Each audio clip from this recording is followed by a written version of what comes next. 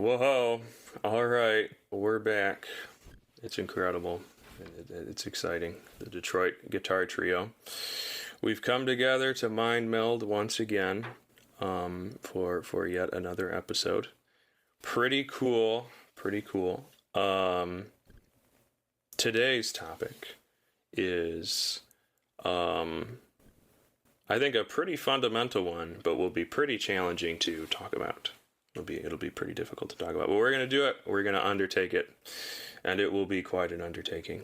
We're going to talk about the many different ways, and the different energies that you can pluck the string with rest stroke, free stroke, with arpeggios, with scale work, all the different types of energies and methods of practice that you can do, that we can think of, that are relevant. So, be pretty challenging, but we're going to go for it. It'll be exciting. I think it's a very important topic. So, to kick things off a bit, we have to establish our terminology, our definitions, and come to some, not necessarily solid, but some type of consensus so we can move forward. So first, trying to start with, hopefully, the most basic way to pluck the string.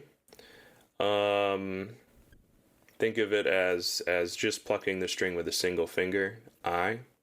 Or you could do I and M together, but just doing the same thing. For example, I on string 3, M on string 2, and they're both plucking the notes in an interval, simultaneously played. So, just starting with plucking with one finger, or two together, doing the same thing. Let's establish the difference between an impulse stroke and a non-impulse stroke. So an impulse stroke, and we've laid some of this out in a previous episode, but we'll redo it here, of course, for the listeners. Impulse stroke starts, and we're kind of trying to map the stations of it, the relevant stations of the stroke, is we're at zero position, a term that Tony has coined, where we're relaxed and we're above the string we're going to pluck. It's one station. Then fingers come down to meet the string, and we pluck, and then we relax. So it could be boiled down to play from the air, and then you come down and pluck, and then relax immediately after you play. Would be an impulse stroke. Return to a prepped position. Yes, a prepped position in the air. String. In the air, yeah. So we got that, and then we would have a non-impulse stroke, which would be starting from the air, and then plucking the string. But instead of letting your fingers relax back into that hovering position over the string, you consciously move them back. I'm sorry. Interject, Scott. Go. Can I derail this conversation a little bit? Do it immediately. Have you, either of you, found a nice description for how we, activate the tone of the string, displace the string in a clear way? Because I hate the word pluck.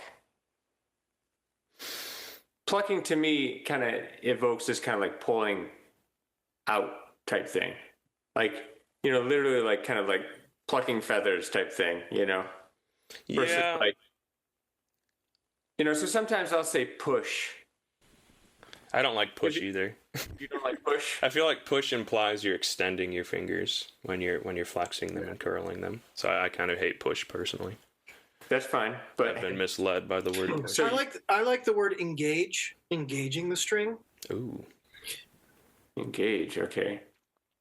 Are we talking because you put the string into motion, right? Mm-hmm. How and the way that energy gets transferred, the way you engage the string, are you engaging it, from the air? Are you engaging it from the string, from a prepped position? Is your then once it's engaged, what does your follow through look like? Is your follow through rest stroke and you're resting your finger on the string next adjacent to it, or are you following through into the air for free stroke? So there are different ways to engage the string. I mean, in the end, we are plucking. Are we? Yeah. Are we not? You just got to do it right. Okay, so we're plucking. What? So let's see. So plucking is like what? Yeah, I don't think plucking is a very specific term. One thing that helped me out a lot is if you just exaggeratedly make a fist and curl your fingers, like that's the path that the stroke is going on. So it's all flexors. So you're flexing. Yeah. As I understand it, I could be wrong. Yeah. For different So opinions, but I don't know. I that's how guess like understand it. I think of, you're displacing the string, right? And I don't use, like, I might talk about the displacement of the string because obviously the string is like, it has a kind of neutral state which it's in, and you displace it, and then returning to that state is vibrations and all that stuff, right? Mm-hmm. So, uh, so yeah, I do think of it as a pushing. Okay. And so because you push the string, I say downward, but it's really into your belly. It's downward, your finger falls off, and the string then kind of wobbles. Yeah, I find down to be misleading as well. I mean, Yeah. if you think Down about in what way? In what way is It's that? an arc. The path is an arc. An arc doesn't you're go straight down. Yeah, you're displacing the string down into the guitar as much as possible. Yeah, but it's still And your an finger arc. falls off. Yeah. we can't even agree on the word. I know. I knew this would be challenging. But That's why we're doing it. in musical terminology, right? Musical terminology, the word pizzicato, right, is a musical technique that we use on violin, any stringed instruments where strings are plucked, and pizzicato literally means plucked, Yeah. and that's a good example. That's a good example because you are literally plucking the string, in the sense of like the violinist will pluck the string, and that's its. They don't pluck up. They don't pluck up. Pull it? How do they? No, they don't push pull it it down. Oh, They okay. don't push it down. It's Yeah. literally like a rest stroke with their index finger across the string. Okay. They're I mean, plucking. when we see I hate the word pluck. You guys can use it, but I am not signing off on pluck. That's all right, man. So enjoy your plucking. I'll pluck all. I'll Go for it. I'll pluck all the time, man. Little plucker. all right. Okay. So, but it sounds like we agree on the stations so far. So let's focus in. And Tony's already said some of these things, but let's really focus in on the impulse stroke and different ways you could practice it just with one finger. Say with eye, whatever. So you have playing from the air. And the one I described is playing from the air. And then I want to try to not use the word pluck so Scott doesn't get triggered. You engage the string, and then you immediately relax after you play. You relax right after you play. Another way you could practice it is playing from the air, activating your finger and curling down and meeting the string, but then resting on the string, relaxed. So you're touching the string, and then playing, and then relaxing. So the sequence would be start from the air, touch, play, and then relax. Thoughts on that? That's not what you said. You said Nice. it's touch, relax. Yeah. You forgot the relax. Yeah, I Touch, forgot the extra relax. There's an extra relax. Play, relax. Yeah. Touch, relax, play. Now you relax back into the air. You Mhm. touch the string, you relax on the string, you engage the string, Yep. and then you relax immediately after the stroke. Yes. Okay. So there's that, and that's distinct from just playing in the air and then sweeping down and playing, because you remove that key step of resting on the string and relaxing. Is that a correct distinction? We can distinguish those two as being significantly different. Yes. Yes. Playing from the air versus playing from the string. When you touch the string, you are now playing from the string. Yeah. So we have a distinction there. So there's that, and then when we're just dealing with one finger, I think that's about as much as we can dissect. So it's playing from the air or playing from the string. So we have those two options. Now let's shift focus to, and I think this is important, especially for a later discussion, even though it might not seem so here. Now doing a stroke, still with just one finger, that is a non-impulse stroke. and I'm going to use the word conscious movement. I hope that makes sense. Because what we were talking about before with the impulse stroke is playing and then relaxing. And the relaxation, not a conscious movement, not a conscious extension, the relaxation moves you back into floating over the string ready for another stroke. So in a non-impulse stroke, you're starting from the air, just like before. You're curling your finger, it's meeting the string, so it touches the string. So that's all the same. And then you sweep through, engage the string and play it. But instead of relaxing right after, you consciously move it back over the string, or you hold it in your palm for a while, let's say, and then you consciously move it back in the string. So I think that's a way to start. I mean, we'll pass judgment on it, whether we think that's healthy, that's good, there's a place for that. But that would be what I would call a non-impulse stroke.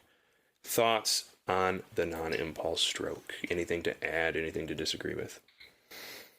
I think that's the beginning of direct exchange free stroke. Yes. Which we'll get to. It's by itself, I think it's awkward. Yeah, it'd be weird to do. It'd be weird to do that. But I would see it as in a direct exchange. It would have to be, paired with another finger, which we will do soon. But there's that. Just to really focus in on just one finger and what it can do. So arguably, those are kind of the big three: a non-impulse stroke, playing purely from the air, or playing from the string. And playing from the air and playing from the string, both being impulse. And then so those are kind of three big things. Okay, so we're laying some groundwork. Oh my word! Anything to add before I move on to pairing fingers together? I mean, I think there are different types of preparations. Yep, sure. Right. Go for it. So, you could do this in time with a metronome, where, half the time you're prepped. So it's like click is a prep. Play is a click, and then you're relaxing, and then again click. So half the time you're prepared, and half the time you've kind of your fingers in the air. Another is a quick prep. So you immediately after you pluck, you quickly touch the string, creating a staccato type sound, but a very short play and a very quick prep. So you could do a quick prep or like a half prep, half play kind of thing. So you can have different lengths of preparation depending on what you want to do. And I think that's important to differentiate too. Question. They have the benefits. Yeah. The slower prep was clear. Question on the quick prep. Is the quick prep still an impulse stroke? Yeah, I would say so. Okay. All right. Nice. All right. Okay, interesting. Cool. Good information. Let's move on to more complicated, but we've already touched on a little bit, pairing fingers together, pairing I and M together. Let's go at it. I've been biased towards impulse. Let's start with talking about direct exchange. So direct exchange would be, drawing on the groundwork that we're putting down, would be I and M alternating as you would if you played a scalar passage, with two non-impulse strokes. So when I plucks the string, you hold it into your palm, and then M is floating and ready to pluck the string. And then when M plucks, you consciously move your I back out over the string. So it looks like you're kind of walking with your fingers, but every return is done consciously. There is no play and then relax. It's conscious walking. Anything to add about the groundwork for direct exchange I and M?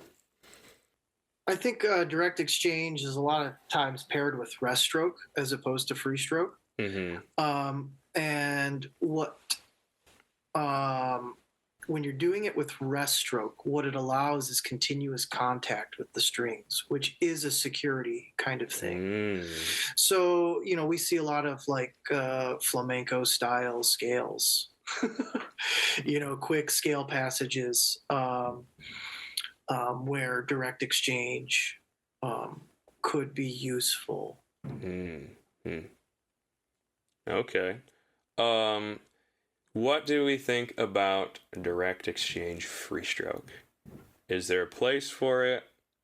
Is it unhealthy because of at no point well, I would say you're relaxing perhaps momentarily when your finger's above the string, but it would only be for a moment, especially if you're playing a little faster and you have continuous movement going. So with that direct exchange, there's not a whole lot of relaxing going on. What do we think about the viability and the health of a direct exchange free stroke? I think properly implemented, both in both instances, when it's rest stroke or free stroke direct exchange, our fingers remain relaxed in place, though not. I think they can remain relaxed. Once you've moved it, you just are relaxed in place. You're holding shape, just like we're holding shape when we're sitting up. We're still relaxed. But yeah. Can you play super fast with direct exchange, or is the single impulse stroke the only way to reach the heights of speed? I don't have enough experience with direct exchange free stroke. I don't do that. I do direct exchange rest stroke. That's a good sign for direct exchange free stroke. Direct exchange rest stroke, I do practice that, and you can get quite fast. You can get fast with it? Oh yeah. Do you think single impulse free stroke is faster? Or single impulse rest stroke is faster than direct exchange rest stroke? What do you think? It depends on the scenario. Say just it's a quick scalar passage and you're trying to blast I think direct exchange rest stroke is very. Wow, it can get that fast. I think so. Yeah. Interesting. I think it's also there's a security in the hand that you get, which helps, and there's a power that you get. So usually, if you're playing like a quick scale passage, you need volume, and I think the direct exchange helps with that. Okay. All right. Cool. Nice. Let's now pair it, because we're still working with scalar stuff. Let's now compare that to the single impulse I and M scale work. So, and this will be kind of weird. Let me think for a moment. So, let's think about it first in terms of playing from the air. So just playing from the air, and then plucking, and then relaxing right after you engage the string. Sorry for triggering Scott again. So, if you're combining I and M together, and you're doing playing from the air only, you would pluck I and immediately relax, then pluck M, and then immediately relax, and then you'd go I, M, I, M, I, M. Just playing from the air, no playing from the string. What do we think about that? I mean, this is laying a lot of groundwork, so we're just moving slow and taking our time. That would be how I would describe the impulse I and M free stroke, playing from the air. Thoughts? If not, I'll keep going, because I know there's just making sure we have a consensus that we agree on things. On that definition. Yeah, on that definition. I agree on that definition. Okay. All right. So you got that. Scott, you agree? What was the definition? Oh, Scott, you weren't paying attention in class. I'm having trouble following it. Oh, man. So I'm talking about impulse free stroke, doing it with I and M. So you're playing from the air, so we're in zero position, and then we pluck with I, and then we relax it, then we pluck with M, and then relax. So it's like I relax, M relax, I relax, M relax. Yeah, sure. I like that. Okay, cool. So we've got that. I have a question about it. When we're doing this impulse free stroke, we're relaxing right after we pluck, like immediately. Like as soon as we expel that energy to boom to activate the finger, then we relax immediately after. Is that the case? Yes. It Okay. depends on the, how immediate depends on the follow through, depends on, I think, a number of factors, including volume, right? I think we have more follow through with volume.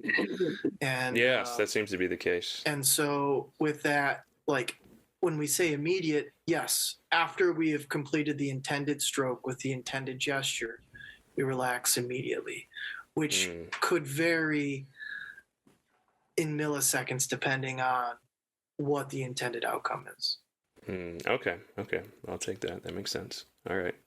So we've got that. Then we could do the impulse stroke still, impulse on, but doing the touch play. So we would bring I down to the well. I'll go back to zero position. So starting in zero position, then we bring I down to touch the string. M is still floating in zero position, and then we pluck the string with I. Immediately let it relax, and as soon now this could be a point of debate. So we're doing the touch play. This is what we're trying to do. So as soon as you pluck with I, like the very same second you pluck with I, can you bring your M down to touch the string? When does M come down to touch the string? Oh, you can do that at various times. You can make it so like you pluck and touch so you don't hear I, like I becomes percussive. That timing can vary, right? Interesting. So this is what I talked about, the preparation, right? Where you could do a quick prep of M, so the note sounds, very staccato, or you could do so you're practicing these things with a metronome in time, or just practicing your piece in time, right? Where half of the duration or of the full duration, the prep could be half of that. So that preparation could be, you could prep immediately, you could prep, and I mean this has musical implications, right? And so I think practicing some sort of preparation is important. And for me, I think of it as like two different types of preparations to practice. One is an immediate prep, which also helps build speed. Yeah. And then the other one is like half prep, where like with a metronome, click. So you touch, you play, you relax, you touch M, you play, you relax, you touch I.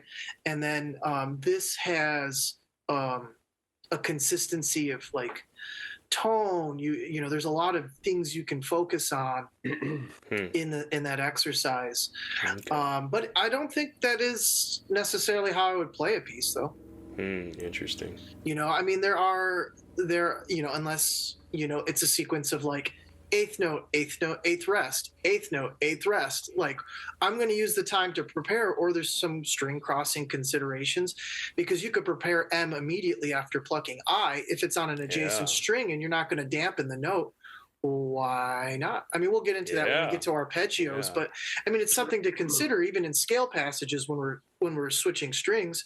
You could prep the next string, immediately. Let's say you ended with I, and it's one of the reasons why we try to minimize awkward string crossings. You can prepare, the upper finger much sooner for security reasons. Yeah.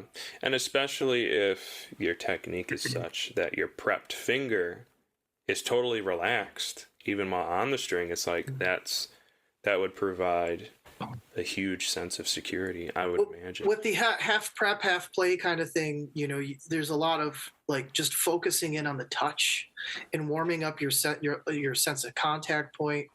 I think it's a great exercise. I don't think it's very practical in performing a piece unless I think there are some specific situations, but like practicing something, a technique, as an exercise is also different than utilizing that technique in a musical context. Yeah. There is that idea. And, I think the arbiter of that philosophy is, does it end up working? And then if it ends up working, then you're good. I think the danger there can be you're doing a bunch of stuff that really never ends up connecting to your playing. But with this, I see some benefit. Especially it's helping me out a bit, especially adjusting my stroke and my arc being a little bit different and learning where to find the string again. It's like, that's helpful to split things up. So you're not just playing from the air and you're like, oh, I hope I find the string. It's like, there's a time for that, especially if you're playing fast. But when you're practicing and trying to get it, not necessarily how you would play the piece, wow, it can help you find the string. And be easier on your brain because you can split the steps up. Like, okay, I can just focus on finding the string and then pluck after. So anyways, all right. So that's very good that we can, when we're pairing them together, I and M, doing our impulse stroke with I and M as in a scalar passage, we could, drop our M. I guess the extreme, which would be dumb and wouldn't work, is if you bring I down to rest on the string, and then you bring M down and then pluck I, because then it would just blunt the string. So I guess that's the extreme. So you can't prep M too soon, or you'll blunt your I. So okay, that's just some theoretical talk that's not practical at all. But anyways, carrying on. We're getting there. So, we might have actually gotten there. So that's when you would prep. You can choose different times to bring your thumb down and prep. Or your M down to prep. Well, let me back up and go through the whole sequence then, for clarity. So you're starting from the air. Our goal is to do touch play. So we bring I down to the string, touching the string, and then as soon as we pluck I and actually engage the string and pluck it, then we can drop M. But as soon as I plucks, it relaxes immediately, regardless of when M is prepped. What do we think about that? Because that would make it an authentic impulse stroke. So regardless of when M comes down, I is relaxing immediately after plucking. Do we agree? I don't think I agree, but that's... Yeah? You can disagree. Go for it, Scott. I can't, well... Seems Get in there. But I guess I don't understand. Maybe you're saying... Are you talking about impulse stroke, but then you're talking about... Yeah, impulse stroke. You're talking impulse stroke, but doing touch play. You're talking about so touch playing play, from the string. a prepared placement. Yeah. But so is this what we're calling a single impulse? Or yeah, it'd be single impulse, but we're adding the extra step. Yeah. So I don't agree with playing from the string. That's not how I see it. I mean, you're free to see it that way, but I see single impulse as more of a, a sweep. A continuous sweep. It's that end step. Yeah. Okay. Where you go from the neutral state. You play it. Your finger relaxes. It's one thing. Yeah. It's an impulse. That's very clear. Do you disagree with the step? I think that can resting on the string and then playing. It's kind of like... do you find that not to be very helpful?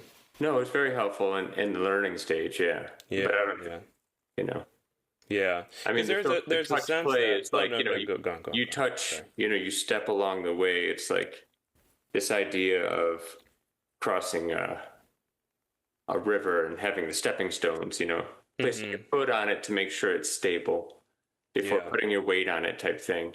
Mm-hmm. But yeah, I don't know. I mean, I think it's helpful in the sense of developing a sense of touch, and awareness with the right hand in the beginning. I don't know. I haven't really thought about that much. It might be beneficial in some cases for playing, like executing some type of passage in music. Obviously, there's a whole thing with arpeggios where you have a kind of a block preparation. We'll get into it. That type of thing. So maybe it could help out in some ways like that, but in general, I guess like you're defining it as an impulse, and I don't really see that as an impulse stroke. I think it can be an impulse. Okay. I think that whether you're playing from the air and then relaxing, or playing from the string, in both cases, you're completely relaxed, whether in the air or on the string. So you have two, and you're relaxing right after. Two things. One, you're touching the string. Mm-hmm. Two, in a relaxed way. You're playing the string. Yeah. Yeah, but you have to move your finger to go from zero, what you call zero, to the string, right? Yes, you would. So, you would have to. That's 2 steps, and yes. I guess I was 2 steps. Yeah. So well, it's not that the 2 steps classify that more as an impulse stroke. An impulse stroke is from the hand, neutral, zero, boom. I see what you're saying, though. Yeah, that's it. So a single impulse has 0 preparation. Yeah, you're arguing like kind of the purest definition of a single impulse. But I don't understand. You're talking about this idea of like, you play a note and then you have the other finger coming in. Well, I'm just really that's what you're trying to get at. The touch play sequence and all the different ways. Like the I am alternating. Yeah. It's like scale-like thing. Mm-hmm. Yeah. So then, I'm trying to pick apart the touch play sequence. Yeah. Has anybody ever maybe some like super slow motion video on a large group of highly proficient players might give some information on that? I don't know of anything on that because I can't tell when I watch myself play like what exactly is happening. Nice. Right? And can you? Feeling. Heck yeah. Yeah. You can tell exactly what's happening. Yeah. Like you can see to my limited understanding. When you play your eye finger as like a single and back and forth, like when exactly your M is coming. Yeah.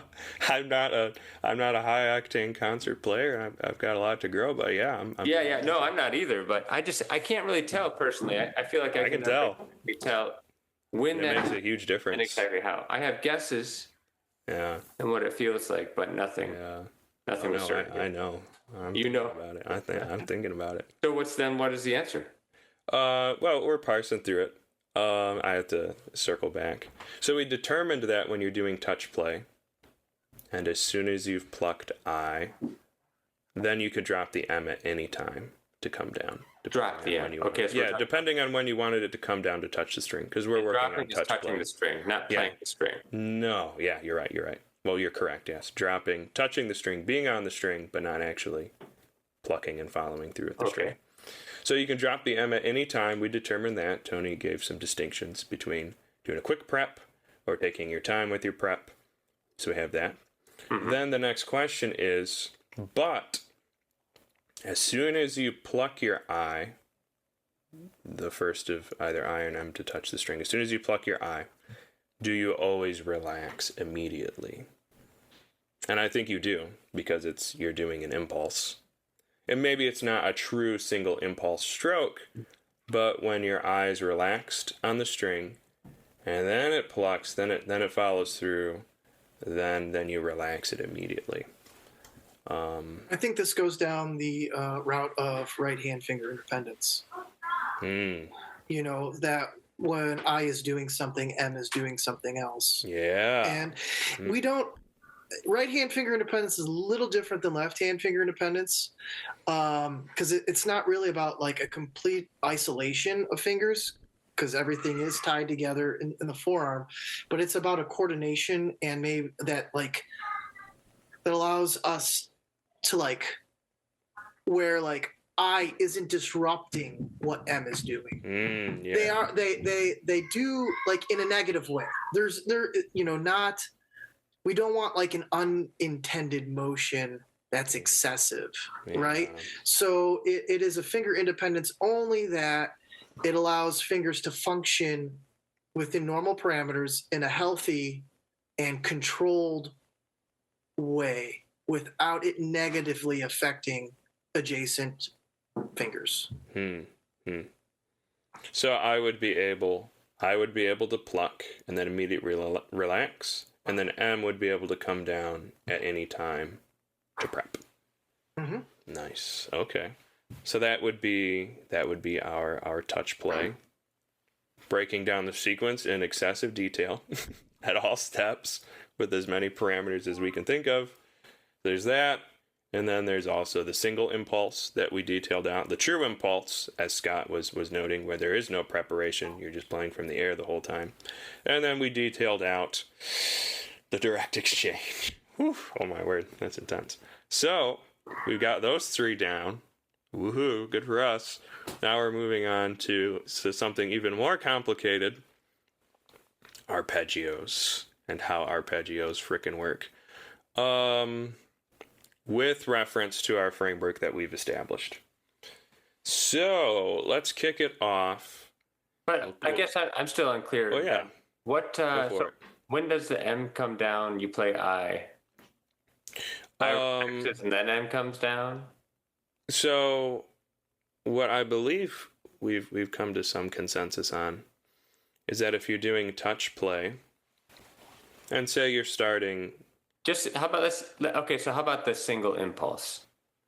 Well, the single impulse is single that one's easier. Is so your I and M are in the air the whole time, and then I sweeps and plucks through the string.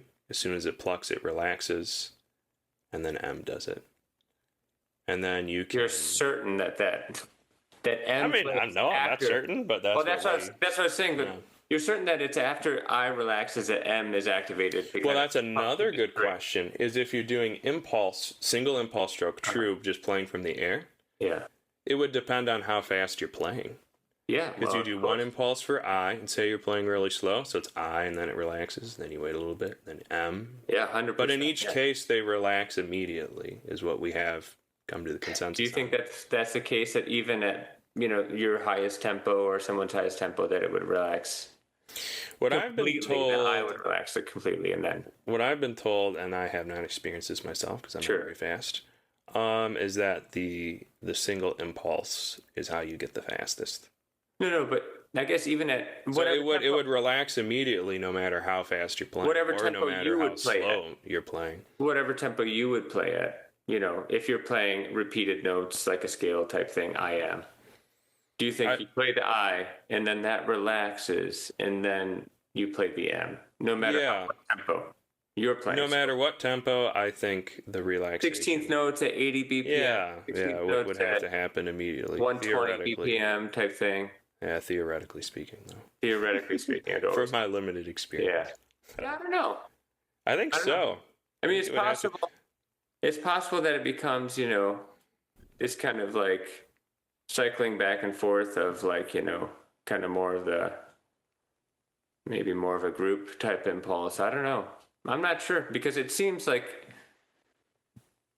kind of hard to imagine, honestly, that all of that takes place so quickly in that way, that there's not some kind of lead time with exchanging fingers, that when this one's like it turns into this kind of like very fluent direct exchange type thing. Yeah, that's a good point. Is that it might actually end up because basically when you're doing the single impulse, and from my limited experience, humbly speaking, seems like the faster you get, fast for me is 100 BPM. The faster you get, the impulses get closer and closer together because they're happening faster. You're still relaxing immediately after each impulse, but they get closer and closer together. So close together, they could end up looking like a direct exchange. I just wonder, it's kind of like the pedaling on a bicycle, like one foot is up, the other's down, and then they're both kind of in the middle as they're kind of passing each other. Yeah, something like that could happen. Yeah. But I think it would always be playing and then relaxing immediately for both I and M. It's just depending on how fast you're throwing your impulses out. Yeah. Because you're always letting them relax right after. I guess if the middle finger, so you play the I finger, that's relaxing. The middle finger comes in before the I finger. Even if, because there's a point, I think the relaxing is not zero, right? I think it is. No, it's not. The relaxing is like you have. Seriously, you think? I think it's. If not zero, it's dang close to zero. Okay, so it has to be the point when you play, and then your finger, because you're not bringing it back to zero. It goes back to zero. Yes, you bring it back to zero. No, it comes back. So when you relax, it's a point after the contact with the string. because you're no longer applying pressure after you. Yeah. It's So after you've expended your fingers could still be back, but then relaxed, right? Well, what do you mean by back? It could still be in that kind of state of having followed through from, from kind of pressing on the string, and then the string's displaced, the finger falls back, right? So by back, do you mean the finger is hovering over the string again? No, it's not back. It's not return. Or back, do you mean back, it's still kind of in the palm? It's kind of still in the palm from that's having what you mean played. by back. And at that point, I would argue that it relaxes out of the palm and goes back to floating over the string. How would that be possible? I just can't understand how that would happen. So you play it, and we're getting rather granular though. So okay, that's the point. You play the string, right? Yeah. Okay, and once the string is displaced, and returns, and not once it's displaced, once the finger comes off of the string from having pressed it down, at that moment the finger is then relaxed. I think so. But that's not zero. Well, it's you're right after your finger follows. It is relaxed, but that's not zero. Well, it relaxes back into zero position. It does, but it's relaxing back to it. As in, like, you can hold up my arm like this, and if I'm not using any muscle tension, when you let go, it will fall down. Yeah. Falling down is the spot where it's at rest. It has no potential energy, or at this top it has a potential energy. It falls down, so as it's falling down, it's still relaxed. I'm not using any muscle groups. Yeah. And I guess in that sense that it's falling down, it's relaxed. I'm not using any tension. I'm allowing it to kind of go to that zero state, as you've described. And in that moment, you're activating the middle finger, but I is still not back to zero. And I think in that way, that could happen if you're playing fast enough. Yeah, I think so. Yeah, you're not waiting for some return to zero, because that just time doesn't happen. It's once it relaxes. Maybe. Yeah, I would say maybe you're even waiting. Before. I don't know. I'm just guessing. I would say you play and then relax and then start dealing with the M finger. Like you just have to focus on relaxing after I plays, and then and then deal with M finger. So it's a really because if you're playing so fast, like you're not going to have time to let your single impulse I hover back over the string and then play M. Like, you gotta go fast. No, you will not. So I is still relaxing right after playing, but getting back into finger independence. M is going for it already. Yeah. So it could end up looking like a type of direct exchange if you're playing fast enough, but you certainly aren't consciously returning your fingers over zero position. No. Yeah, interesting. But yeah. Cool. We feeling good for arpeggios? Go ahead. Anything to add, Tony, before arpeggios? No, it's all good. We're good. It's pretty nitty gritty. It is nitty gritty, but that's what we're here. That's what we're here for. Heck yeah. Okay, so now we're moving on. Lord help us to arpeggios. I think there are just we almost moved on. Well, just as we move forward, there are different scenarios, right? There are scenarios of practicing. There are scenarios of playing at different tempos, and then also like there are different articulations. There are times where we want separation of notes, right? Where we want a nice preparation to have this ta ta ta ta ta ta instead of la la la la la. Yeah. And so, not to forget, that our fingers need to do different things to get a different articulation and that might require what looks different, as when do I prep and when do I relax? I think those are all slightly more loose depending on what speed and what we're looking for. So it's important to practice one way as an exercise. And I think realistically, when we're practicing relaxation. It's not really practicing. I mean, yes, contact point and relaxation really after that. And then when we get to our music, then we're focusing on articulation and perhaps reflexes, right? like a quick, 4-note passage, I am, becomes more reflexive and maybe more leans more towards direct exchange than this. I play I, it relaxes. I play M, and it relaxes. Where like a lush melody, that would be great. That's no problem. And so just being clear as we move forward, like practicing something one way as a benefit, like what is the benefit? What are the tonal considerations? As we get into arpeggios, I'm sure we're going to talk about block planting versus sequential planting. Oh yeah. And they also have different oral consequences. So yeah. Go ahead. All right. So now we've made it to arpeggios. Woohoo.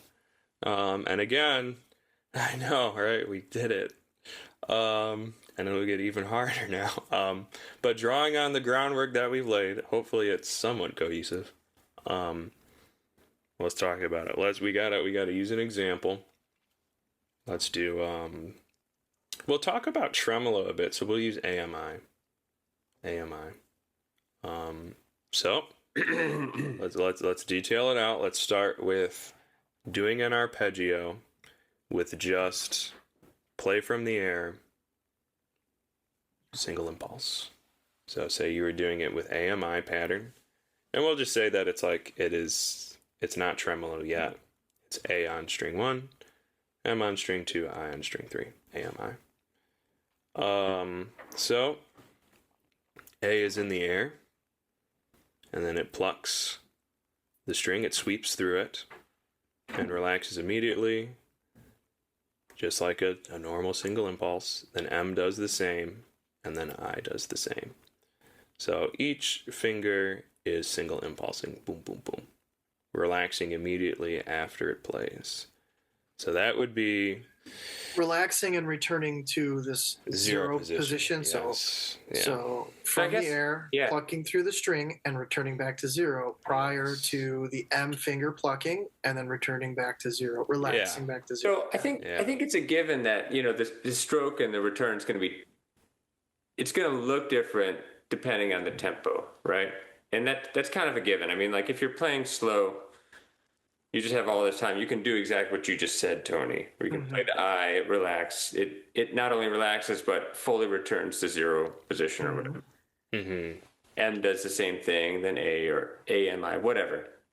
But I guess maybe a way to classify it is like, regardless of what tempo you're playing, maybe what happens. And again, because I'm skeptical that anybody knows exactly what happens in this idea. What is truth? But maybe no, not in that way. I just think like it's kind of like the whole like the contact pointer on the nail flesh type thing. It's I know that's such a. Anybody really know exactly where you're supposed to play? You can cut that out if you want, but and I'm not sure. Some people feel I have a lot of conviction that they do. I don't know. But, and I feel like this is the same way, but maybe a good way to define it would be that as we said, you approach a string, right? And this can go for the arpeggios as we're talking about now. Mm-hmm. And you play it, right? When your finger leaves the string, mm-hmm. the finger is relaxing immediately, whatever finger it is. Yeah. And the next finger plays whenever it needs to play. Yeah, that's a good distinction. Yeah. So because if it's you don't necessarily have to wait for A, which plucked first, to go back to zero position. Nope. As we defined earlier, you could bring your M down. Yeah. So I think with that definition there, it plays when it needs to play. So in some cases, it doesn't need to play, so that the other finger has returned to that neutral state. Yeah. And in other cases, it's returning to that neutral state as the other finger's. Good point. Going into the impulse. Good distinction. Yes. And as you said, that would depend on the tempo. Yeah, and then it would just play when it needed to play. So if it's quicker, it'd play when it would need to play. So that would be our single impulse doing an arpeggio. And is possibly that the reason why you can play faster, most of us, or in general, with 3 fingers than 2. I don't want to talk about who plays tremolo with IM, because there's anomalies, but is that possibly, It's just a guess. I don't know. Because you would have more time for each finger to reach back to neutral state. If the I can reach back to the neutral state as A and M are both playing, then that would give it time to kind of reach back and play again.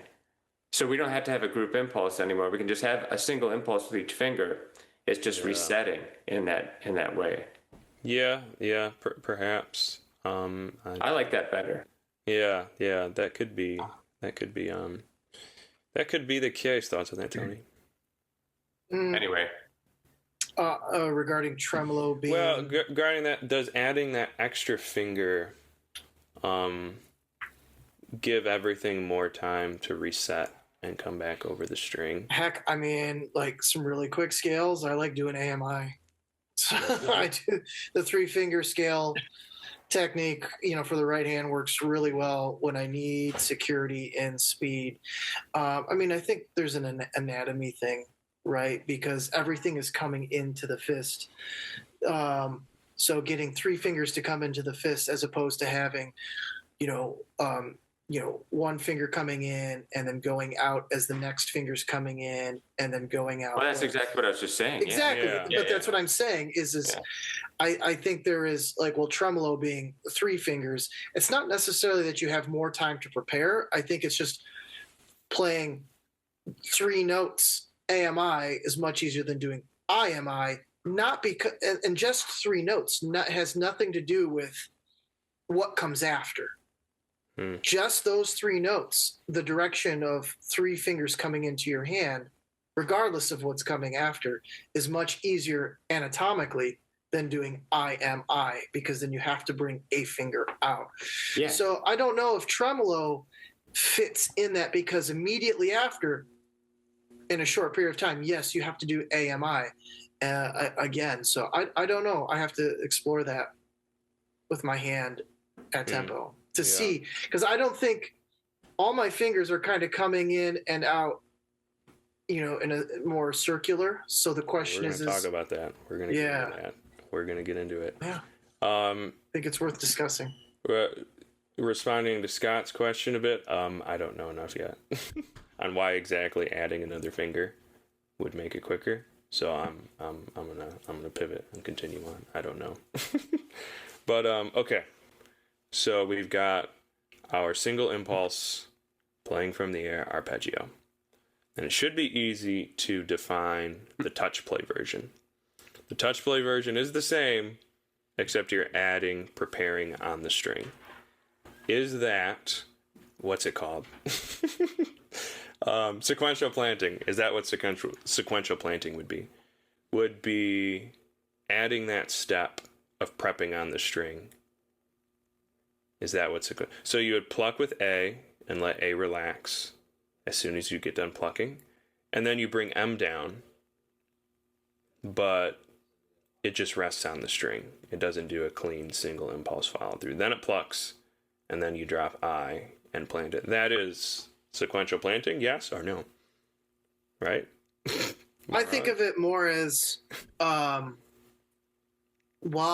you've plucked I, and while I may still be I think it's an immediate prep of M. Ooh, so the prep is fast. The prep is super fast. So literally as soon as you release the string, M is already touched, so I is coming back. Quick prep. Yeah, so it's a quick prep while I is in the process of relaxing. In the process of returning to 0 position. Yes. Ooh. Yes. Ooh, nice. Okay. So that would be, and that's adding the touch play from earlier, but not in the context of an arpeggio, and to be more specific, with a very quick prep. Yeah. Before I has even returned, M is coming down.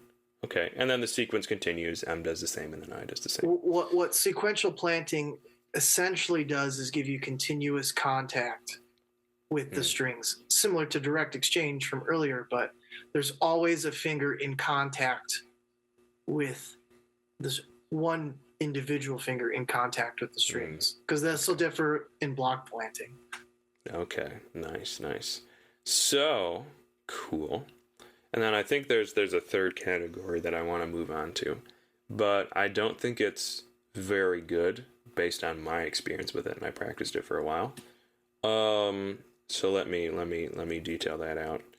It would essentially be doing arpeggios, and Scott and I talked about this before, with a sweep or kind of a group. Well, let me stay with sweep. So let me set up the scenario. So let's say this would be like rolling a chord or doing an arpeggio, and this wouldn't work with, well, it would. Let me stay on track. So what I'm doing is, let's just say I am A in that sequence. We detailed out doing it with single impulse, or doing it with touch play, with sequential planting. Or you could pluck with I and hold I in the back and into your palm, like how you would do with a direct exchange, where you're consciously holding I back into your palm. And then do the same with M, hold that into your palm as well, and then A. So by the end of your sweep, you're holding all your fingers into your palm. So none of them are doing that single impulse. From there, you could potentially let your palm relax back into place, but I'm skeptical that it would, based on my experience, what I could get. It seems like if you do a sweep like that, you have to consciously move your fingers back into place over the string in zero position. So it's like a sweep, and then you're moving it out consciously. So it's like a sweep kind of direct exchange type thing. Direct exchange only in the sense that you're consciously doing your return. I think that's not a good way to do arpeggios. What do you guys, is the sweep ever valid, a sweep like that? Or is that like kind of garbage? What do you guys think? I guess I'm having trouble like understanding exactly what you're saying. Like, why would you hold the fingers back in the palm? Exactly. I think it might be dumb. Well, I practiced arpeggios like this before, and I didn't get good results. Well, I think like, yeah. I've received some tremolo advice on this too, that you do your tremolo like a sweep, consciously holding all your fingers back and then returning them. So it's like, I think it'd be good to talk about this. I don't think it's very well good. I think part of it is like we had talked about this idea of like a group impulse. Yeah, it's kind of related. Maybe kind of related, but I don't know, like I'm not really sure how that fits in, but I mean, I have an idea of how to tie it in a sec. I think there's somewhat of a group impulse, but I just think like consciously, this idea of like conscious, like bringing fingers back, like, yeah, that's why I'm not a big fan of direct exchange regardless. I just think it's such an artificial, like it's such an unnatural way to play. And I think that, if you want to practice that, then do some type of like flamenco strumming or something, because otherwise it just seems like you're trying to, I don't know, I'm not really sure what you're trying to do by tying direct exchange into it. Yeah, and I also you're consciously holding every finger back into your palm, and when all of them are done plucking, I don't understand why you would ever do that, though. I'm just trying to think. Is there a reason why you might ever do that? I don't know. Tony, what do you think? I think it's good. Well, I think there's a very limited number of scenarios where that would even make sense, because the second you change the order of like MIA, you couldn't do that. That was ridiculous. It'd be brutal on your hands. It is super uncomfortable. Just like sweep, like keeping M in and then have to do I and then bring A, like keeping A out. That is the most uncomfortable thing. So I think that is just an obnoxious thing to practice. Nice. I mean, like rolls. Is I would say is like a sweeping motion, but I'm not really. I wouldn't even say that I'm consciously keeping my fingers in, but it is like this quick sweep and execution of the strings. But this conscious idea of holding your fingers into your hand, I don't like that idea. Okay. I think I don't like it either. I mean, I guess like, so are we talking about rolls now? Because well, that would be a potential scenario where that could work. That's probably the only area I found success in that, is if you're rolling a chord, like just boom, quick sweep it, and then it's like I have done some effective rolls. Okay, but still, you would not want your fingers to be kind of like held back, No, just unnecessary tension. Yeah. Yeah. You just relax them as you could. So yeah. Yeah. Okay. Well, Okay. well then, yeah, we're good. We're good. There we That's go. not a great idea. I agree as well. So we got that, and that pivots to tremolo, and I think this is a really dicey issue here. Well, let me back up because I think we did it. Those were the three basic things I wanted to lay down with arpeggios. Oh, and to circle back a little, the impulse arpeggio playing, like you can do that with any combination of fingerings. It's just a different combination. You can do M A I M A. You do M A M. Well, whatever. The technique works well. So there's that, and then you could add the sequential planting style of practicing if you wished. Cool. So we've got that groundwork laid. Let's go to tremolo. Again, speaking as one who has not achieved peak tremolo, so I'm still learning. But let's discuss this a little bit with reference to things we've very recently been discussing. So, I have been advised in the past that you could do tremolo with the idea that we just decided was kind of poor. Was pluck with A and keep it held into your palm, pluck with M, keep it held into your palm, and then pluck with I, keep it held into your palm, and then bring them all out. And then doing your tremolo like that, kind of a sweep. Versus doing tremolo as we described with the single impulse strokes all the way through. So plucking with A, letting it relax immediately, plucking with M, let it relax immediately, I, relax immediately, and so on. So we have this single impulse versus doing a whole sweep. I have a feeling we'll all agree that doing the sweep is not very good, that you single impulse all the way through. But do you guys agree or disagree? What do you think? I think it's, again, I'm not 100% sure. It just seems too hard to tell exactly. I think we can tell. Okay, but Tell. And anyway, this is at like kind of a slow tempo. We're not getting super fast yet. yeah. So yeah, I'm not sure. So I mean, I would like to think it's exactly what I was guessing. That you play and the finger plays a string, and then it relaxes, and when the other finger needs to play, that finger will play, and that happens. Yeah, I think that's that right. happens with A, M, and I, and the thumb. Yeah, But I don't know. Right. I mean, I don't know. Like I said, that's kind of what I would lean toward. Yeah, I think that's correct too. But I mean, there is a certain of this kind of I mean, you're not actively trying to hold the finger back. Yeah. And I'm certainly not, some hot tremolo player, but anytime I practice it and I've got good tempos going, I'm not feeling I'm trying to hold the finger back. I mean, once I play it, I'm trying to but I have a directional type, Yeah. playing where seems like, I don't know. Yeah. Yeah. So I would put it more on the scale of I think it's a possibility. I don't think you're actively holding anything back. Yeah. It is kind of like a bit of a group type impulse, maybe. We'll get to that. Yeah, it's a type of group impulse, maybe, but because I mean, you do have the thumb where the A kind of does appear to reset and also lead the hand. Some people do tremolo IMA. There's flamenco players who have a 5-note tremolo. It's I don't know. Interesting. It's like AMI. AMI. Yeah, there's another I in there. Yeah. So I mean, there's different patterns, and that creates a really kind of fluid type sound when you're doing a 5-note tremolo. But I don't know. So I'm going to make a broader point. But Tony, thoughts about doing tremolo as single impulse with all the fingers versus a big sweep? Versus a sweep, no sweep. No. Okay. Practicing tremolo at slow tempos as individual single impulse, yes, because you're practicing the relaxation. Cool. Nice. And the tone. And of course, at slow tempos, that's going to happen. But we're going to get to it. We're going to get to the broader point. At 120, 130, 140 BPM for 16th notes and think I just don't know. Again, I'm skeptical that we can fully say for sure that that's what's happening. I think we can. Hold on. Okay. Go for it. Theoretically based on no actual personal I think I've come up with the best definition so far of what. I like your definition. I think it's great.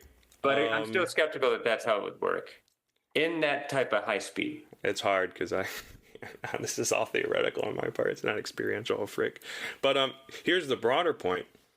We've agreed that the sweep is not a good idea. Not a good idea. We're blipping at a slow tempo, at least, doing single impulse with all of the fingers. Cool.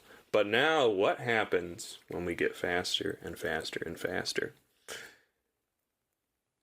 Arguably, what happens, and this is theoretically speaking, maybe it's true, maybe it isn't, that your single impulses between all the fingers have to keep speeding up, and they get closer and closer together, that it looks like a sweep, but it actually isn't. It's still a single impulse with all the fingers, but the impulses get closer and closer and closer together so that it becomes like a wave.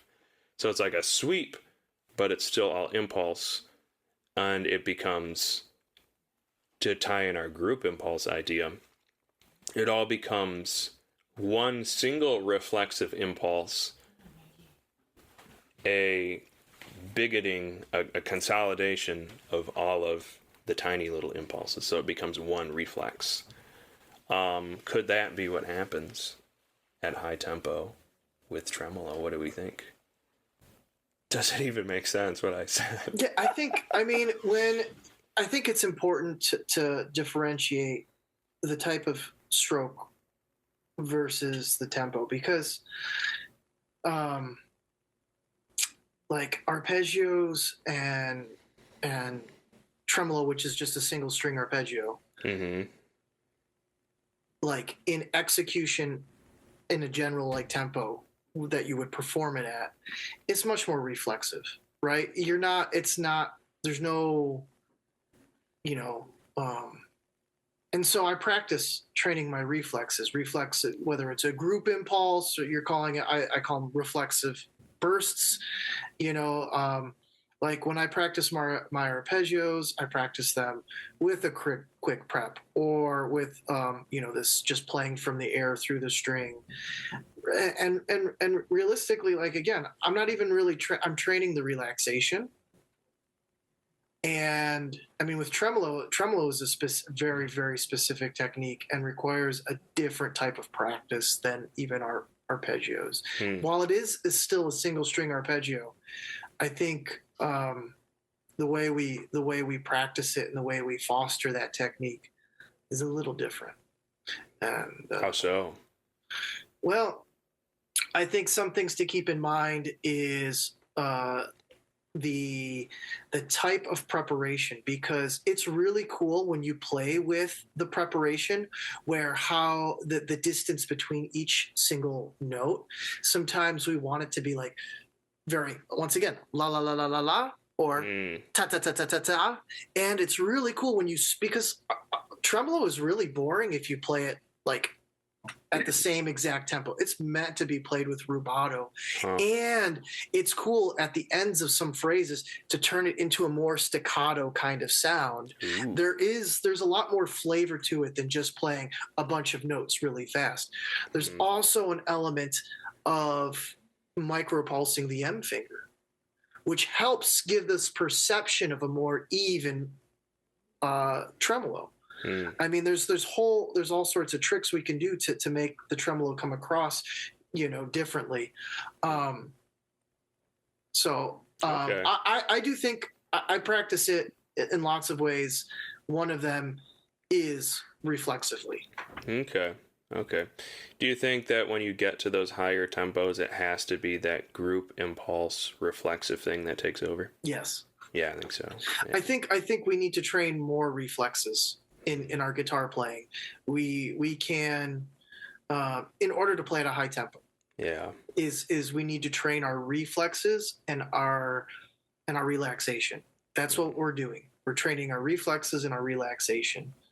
Yeah, because I've heard from a certain guitarist who has a wicked fast tremolo that at the David Day, that at the higher tempos it just feels like, to him, speaking to his experience, that it just feels like doing quarter notes. That everything's grouped as this big group impulse, and it's like a quarter note. Which is like you'd think like, oh, it must be insane in one's mind and feels so fast, but Yeah, I like mean, well, reflexively it gets grouped into what, according to his experience, got quite a fast tremolo. yeah. No, Just quarter notes. David has really fast tremolo. He's a very fast player, and I think he's right. It's like He's doing it. no. I mean, obviously he's right in the sense of like hearing that kind of like it's a group. Like you hear it as a group. You hear the thumb, and then the others. It's this kind of cycle of the thumb. Then you can even go beyond that and hear the larger groupings of the melody or the phrase. But yeah, I mean, it does. At slower, you're hearing each individual one, but you would never hear each individual note in that sense. Yeah, you hear it as a group of notes. But that would be how to build it. Just like when you play scales, you hear those groups too, and that's how you get faster scales. It's chunking things. Chunking things, yeah. The individual. 1E and a 2E and and feeling the 1E and a So you don't feel the 1E and a 2, Yeah. So, but that's a good point. I think you're right. As you get faster, so that reflecting on how you hear it is, that impacts how you play it too. So, but I think at faster speeds, you're just not going to be able to, as you shouldn't, to hear those notes. Yeah. Okay. I think we hear them a lot of times though, because of players who haven't prepared tremolo properly. We hear, like, I can listen to it, and a lot of times I hear like I sticking out. It's boom, you thumb A-M-I, thumb A-M-I, thumb A-M-ta. And you can hear really, or if the nails are inconsistent, you can hear an inconsistency in tone. No. You can hear that the thumb notes take over versus AMI. That's supposed to be most of the time. Those are having the melody, and so it's. I think my ears bleed. I think we can hear it. Nice. Of course, we can hear it. We can hear inaccuracies in it, but when you're getting, just like with anything, you get to a stage when you're playing certain tempos, you hear the bigger groupings. I have a special disdain for tremolo on guitar. Tremolo is like, it's like our repertoire. It's like we have a tremolo piece. Like on violin, they don't have tremolo pieces. It's a technique that they use at times, and it's like we have whole pieces based around this technique. I think it's I mean, it would be much, I mean, there is some repertoire which does incorporate it, that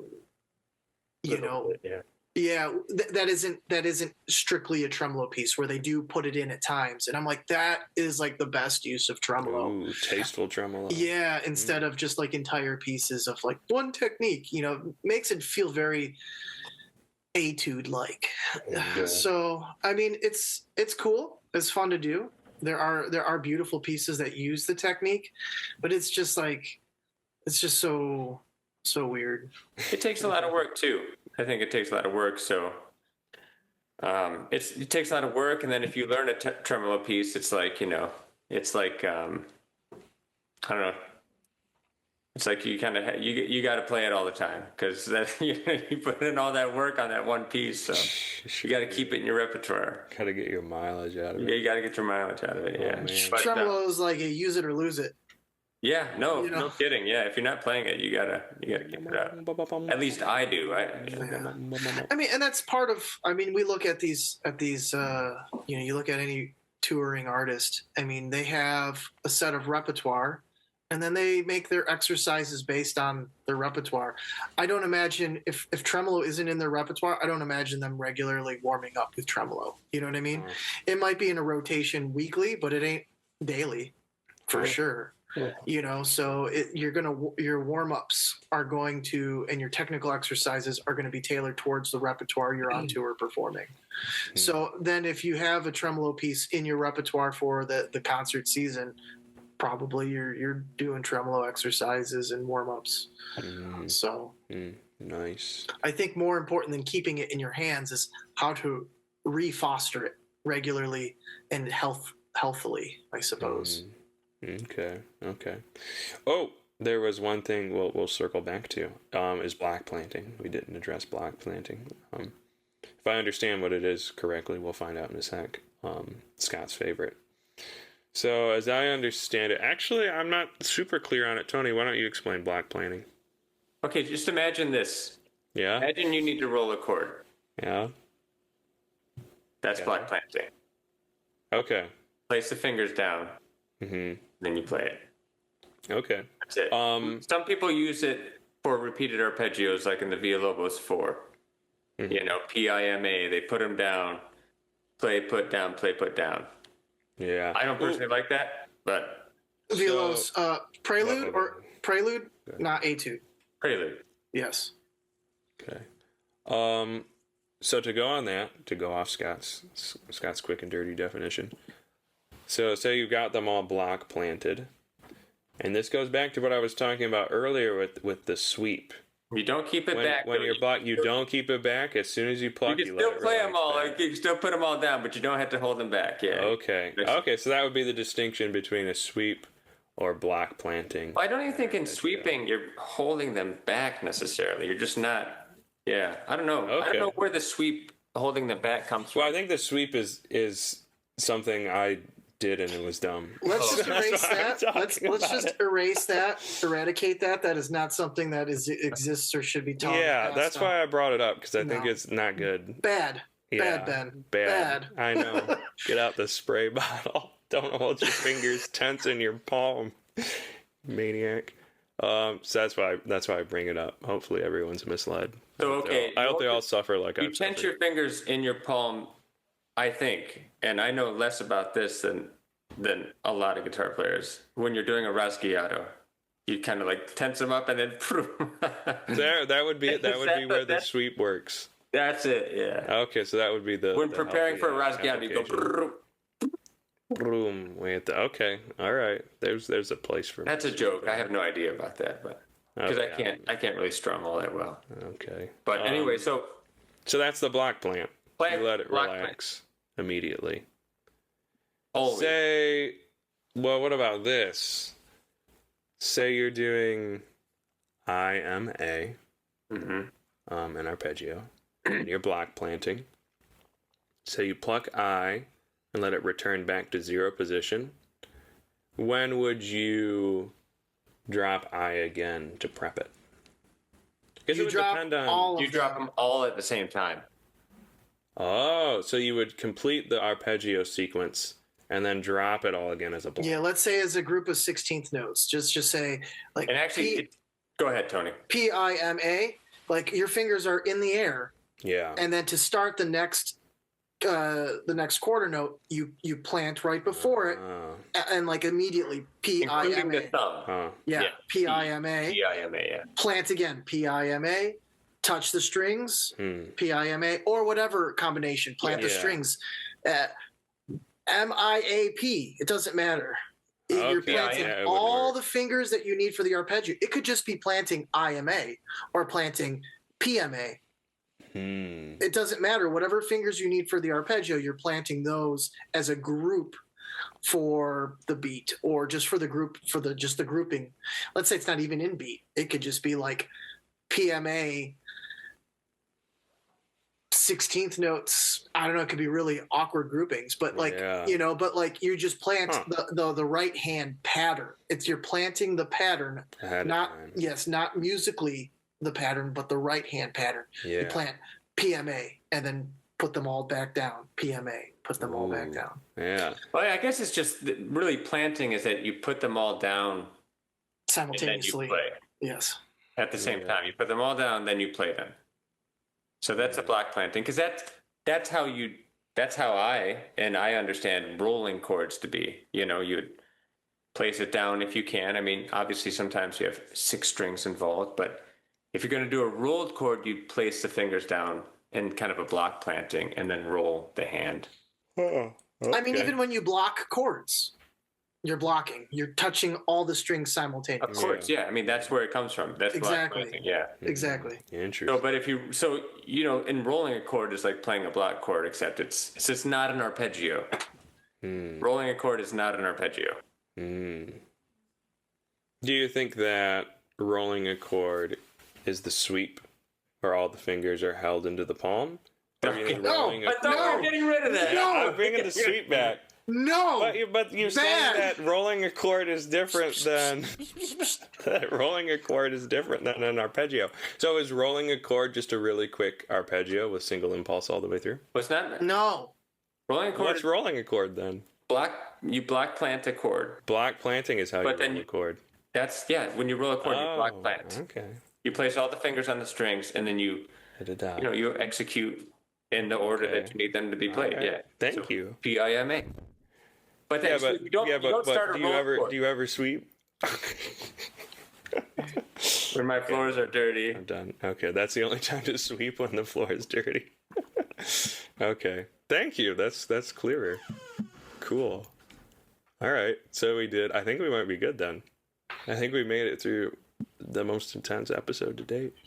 I think there are some things to consider, though. Again, sequential planting versus block planting for arpeggio, because they offer orally different results, right? Mm-hmm. Because when you sequentially plant, you can have the top note ringing out while you're playing the next note in the arpeggio, and notes can overlap, which could make a very legato sound, very cool sounding pattern. Or we could want, especially if the chords are really clashing, we could want a complete silence of that arpeggiated pattern chord, and then begin another pattern, and to minimize that dissonance. There are reasons, musically, theoretically,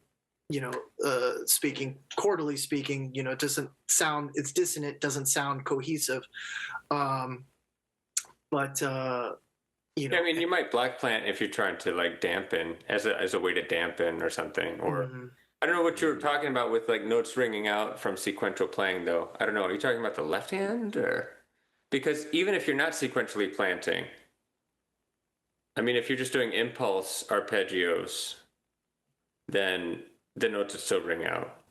Like if you just impulse versus sequential planting. Yes, sure. I was just talking about the planting versus block versus sequential. So that would be the case there too. But I mean, certainly like block. It's a good point. If you're doing some dampening, it might be good to kind of clear the harmony. Yeah. I guess if you were doing sequential planting versus the block planting, you would get that tiny bit of an overlap from the strings that are still ringing from the first sequence. So I guess it would be pretty subtle, but I guess it would make it's not subtle. It's not subtle? It's not subtle. Wow, interesting. Okay. I mean, it's not subtle to guitarists. It might be subtle to the layperson or to the other classical musicians, but to guitar, I don't know. It's not subtle when I hear it. Interesting. Okay, cool. Well, there's one point I actually want to circle back on, and it goes back to me. You circled back like 4 times back. Well, we're always circling back. It's the eternal return. The sweep. I keep getting over circling back. No, this is a powerful point. And that is the conclusion. I will get sprayed as many times as it needs to. Back to the sweep idea. As it relates to direct exchange, both free stroke and rest stroke. If the sweep idea is not helpful, and I don't believe it is, because you're holding fingers back, when you're doing direct exchange, rest stroke, and free stroke, you're holding fingers back. Why is direct exchange, free stroke, and rest stroke okay? Can I answer that? Yeah, go for it. I don't know. Whoa. Because I don't think they are. I don't think direct exchange. Even with rest stroke? I don't. Well, I think maybe what Tony's getting at with rest stroke is that, first of all, the movements are quite small. When you're doing rest stroke, it's resting on the adjacent string. It's kind of bumping. It's not resting. It's bumping there because it's in the way. I don't know, but I mean, I guess there is a sense that you do have some people who kind of have this like into the string, and I can see what he's talking about there. I just can't find that. I can't understand why that's useful. Maybe, as Tony said, it's like has that kind of contact point, is like not contact point, but Continuous contact. kind of continuous contact. I mean, so it has a because very reliable kind of like. what I don't know. so with the that way is- we with the way we pluck our strings, I mean, there's a lot of things that we're also missing, right, in this conversation. Oh, no. One, I mean, yes, because there's one, the consideration is the sequencing of things. Like when we teach, and how you would teach it. Like when I teach young students, I'm essentially teaching direct exchange reststroke. Mm-hmm. I You're don't. teaching direct exchange restaurant? That's essentially what we're doing. Yeah, I never teach that. I don't teach it. That's just naturally what happens. Yeah, I mean, I always talk about the language of, you play the string, and I don't always talk about what happens to the finger that just played, because I don't want like some unnecessary, but I talk about the next finger and then relaxing and stuff like that. Yeah. Yeah. But direct exchange, yeah, I don't know. It's a good question. They all. Yeah. I mean, that's essentially how. I mean, I when we're walking our fingers, Yeah. It is direct exchange. we're walking our rhythms like this on Yeah. on the No, I back of our understand, yeah. guitars, on the ball in their hand, on watching the lap. They're exchanging fingers. It's direct Yeah. exchange. It's very is. secure. Yeah. It's of very course, yeah. secure. But I mean, like, and I get that. I just don't, like I said, just to clarify, I get that, and I know a lot of people do that. I don't do that. I don't have the one finger still down. I don't Even talk. with reststroke. Yeah. Oh yeah, with reststroke. Whoa. I mean, you had the finger down, you play it, and then you're placing the next finger. And to be honest with you, I don't ever really talk about what happens to the finger that is down. And sometimes it does stay down. Mhm. I'm not discussing that. Interesting. And then later on, I'll talk about that kind of the finer point. But well, I wouldn't discuss it to a beginner. I don't talk about you're doing direct exchange. No, yeah, I know. no. But I don't Yeah. talk about leave the finger down and then place the other finger. No. I don't say that. I don't say that either. But it ends up being the way, at least the way I introduce the concept Yeah. of walking their fingers. You always have one foot in contact with the ground. Yeah. This idea of walking, Yeah. and it's very secure, and it sets up stability, and it sets them up for success in performing too, to have that stability. But then it comes to a point in around end of book 2, Suzuki anyways, or where I'm looking at this rebound of fingers, especially as we're talking about free stroke.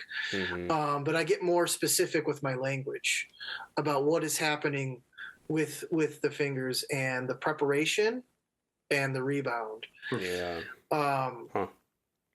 But so that's another thing is like pedagogically, how you sequence these things, I think, is important too.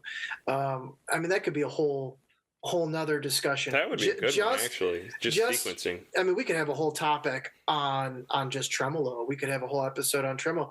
Also, we didn't get too much into finger independence, because this is important. I did mention it, but I think it's also important, like what that means in the right hand. And then, I wrote a statement here. All the technical ways we pluck have a direct impact on the sound and are just technical in nature. Being flexible and practicing multiple techniques in different ways with differing tonal character and dynamics allows for a well-rounded toolbox for musical expression.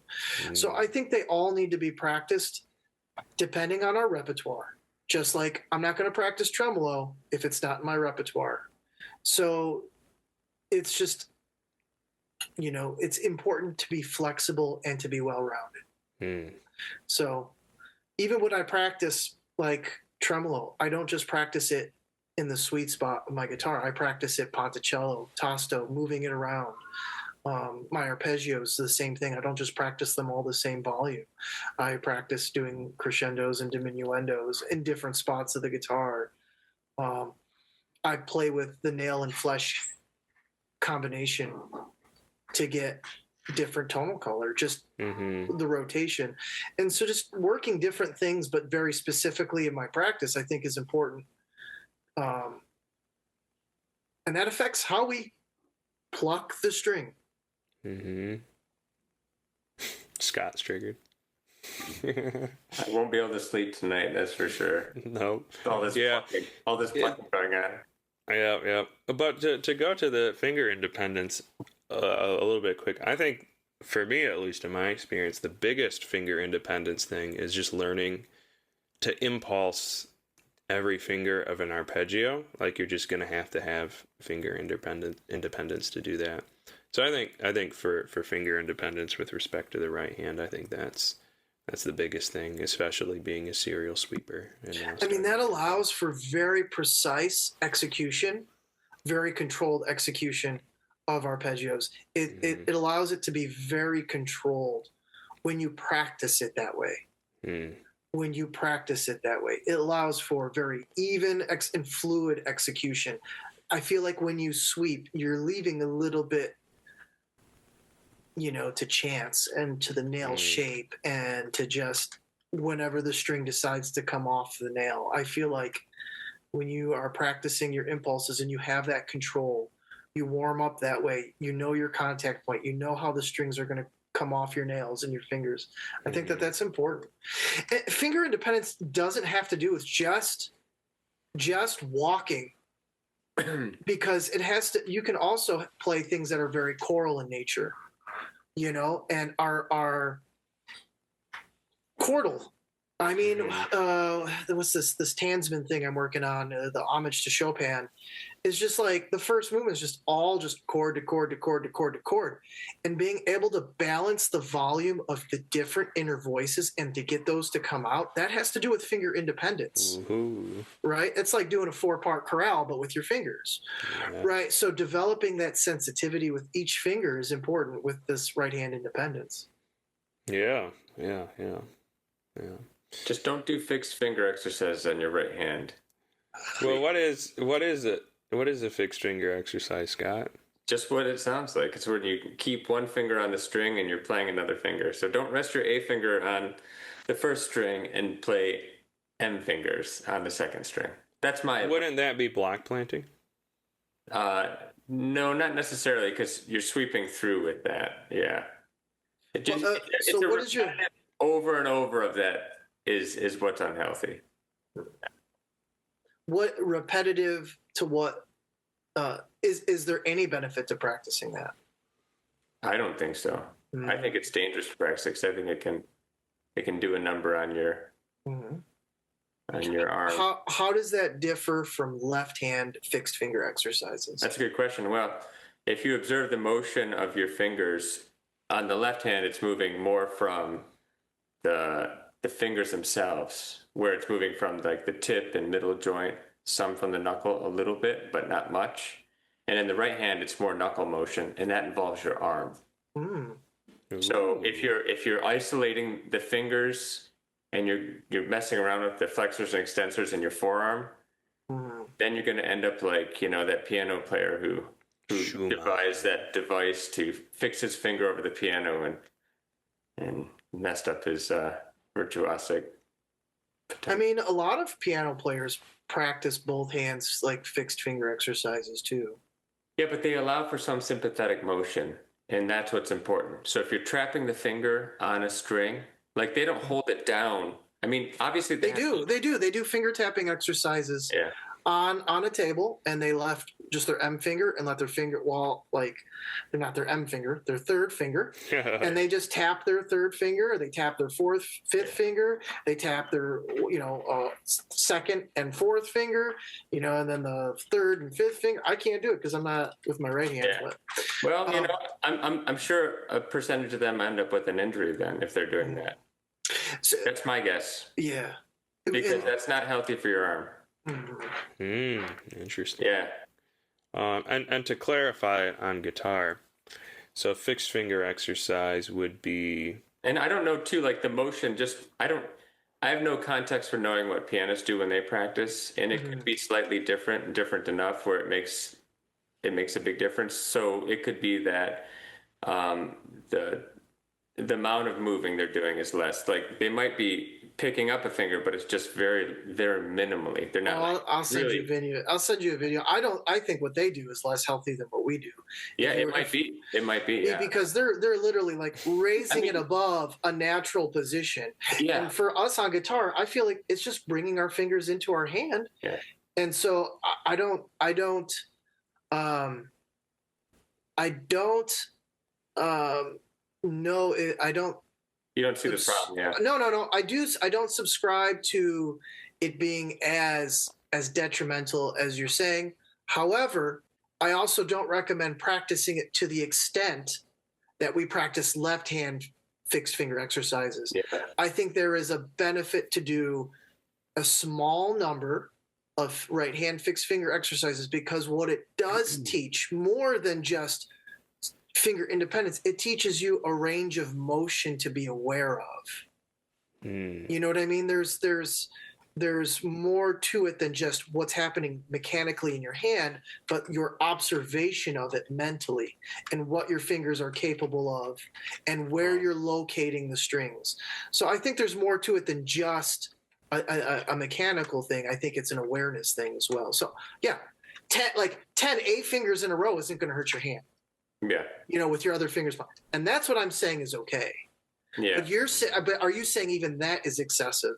I don't know. I guess in general, I don't like fixed finger exercises for the right hand. Mm-hmm. I think that they can be, I mean, I think that a certain percentage of people will probably have some type of injury, like forearm type overuse, kind of bad use injury from that. Mm-hmm. And I suspect that that's why a disproportionate amount of people who claim to have this kind of like focal dystonia, it's always in the right hand on classical guitar. And that's why. You think it's a direct reflection of right hand fixed finger exercises? I think, yeah. I think so, yeah. I think there's an unhealthy amount of that.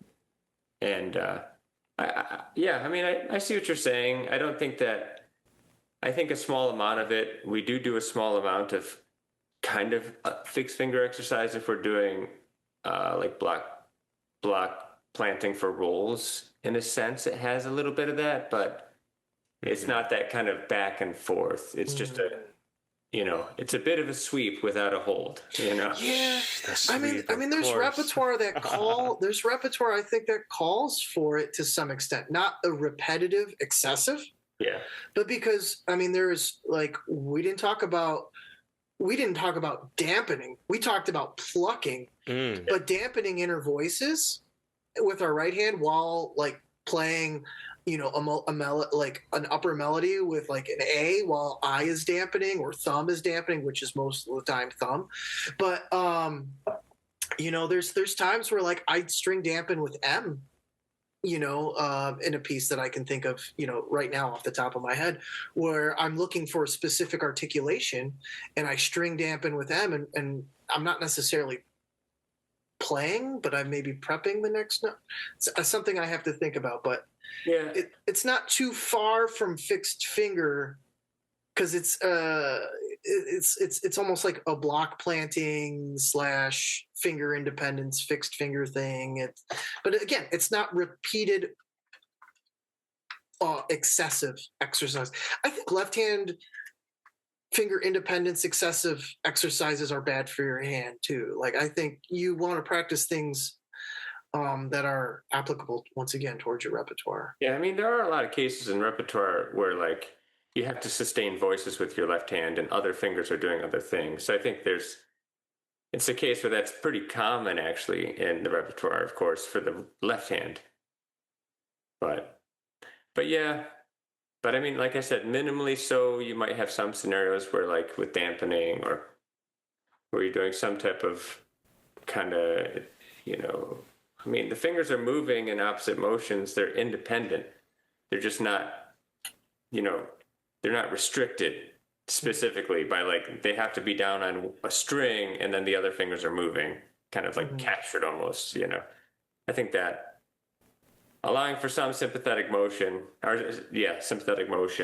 in the hand is just fine. I think it could probably lead to more healthy playing. I think in both hands. Yeah, yeah. in both hands, allowing for more But sympathetic again, motion. it's not gonna affect the left hand as much because it's more related to like the middle and tip joints versus what's going on in the arm. I don't know if I agree with that because they're still activated by what's going on in your forearm. Yeah, that's true. They are somewhat, but I don't think there's the tension that there is with because you know it's more located in these individual joints versus the knuckle. You're saying the joint. So the motion and the restriction is more in the joints. You're not talking about the tendons. No, the flexors and extensors in the arm as much. Yeah, I feel like for me when I do this, obviously I feel like it's coming from the arm too, Mm-hmm. but it feels a lot less so versus this. Maybe this is, I'm not a doctor. I don't know like exactly what's in the arm, but Yeah. but it feels different. If you do this, it feels like it's more at the top of the arm and less at the bottom. I don't know. This just feels more at the bottom too. Yeah. But yeah. Interesting. I know we just had this whole conversation on fixed finger, but to clarify what a fixed finger exercise is. So for example, you would keep I on string 3, A on string 1, and then just pluck M. On string 2. But keep on string 2, but keep I.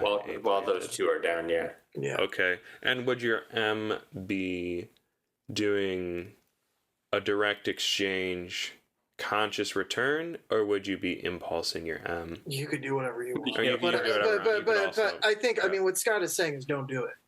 He's saying I just want to know. But every way that we talked about plucking the string, you potentially, every way we talked about plucking the string, you could potentially do in this way, with, a quick return or playing from the air or with a prep or playing from the string, all sorts of. It could all be done. It could just about all be done. Yeah.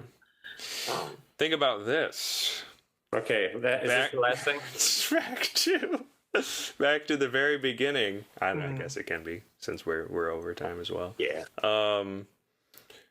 Back to the very beginning of our discussion, just impulsing with I finger and that's it, and not adding M. How is that different? Just one single impulse stroke with I finger, with M and A hovering at 0 position. How is that any different from M and A being rested on strings? Like, wouldn't fixed finger effectively still be happening? He's saying there would be no sympathetic motion. There would be no sympathetic motion.